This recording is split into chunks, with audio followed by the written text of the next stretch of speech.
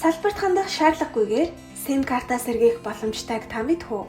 Урьдчилан COGS25-ын аль нэг салбараас бэлэн SIM худалдаж авсан байхад дараах энгийн алхмаар SIM картаа сэргээх боломжтой.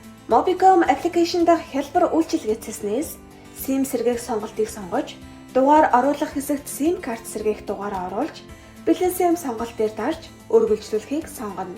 Үүний дараа урьдчилан худалдан авсан бэлэн SIM-ний ард байрлах олон оронтой тооны eFusk-ийн өмнөх 9 оронтой цифрыг оруулж, үргэлжлүүлэх товчийг дарахад баталгаажуулах код таны бүртгэлтэй мэйл хаяг руу илгээгдэх юм.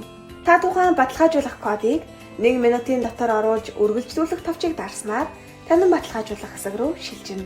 Та eMongolia баталгаажуулалт болон царай танин баталгаажуулах хоёр төрлийн сонголтоос хийх боломжтой. eMongolia баталгаажуулалт хийх бол эхлээд өөрийн регистрийн дугаарыг оруулна. Та өөрийн дугаарт мессеж илгээх болон eMongolia application руу баталгаажуулах код авах сонголтоос сонгоно. Таны дугаар байхгүй бол eMongolia мэдээлэл хэсгийг сонгохыг зөвлөж байна. Тань дээрх 6 оронтой кодыг оруулан баталгаажуулалт амжилттай хийгдэх юм. Дараагийн сонголт бол царайгаа танин баталгаажуулалт хийх.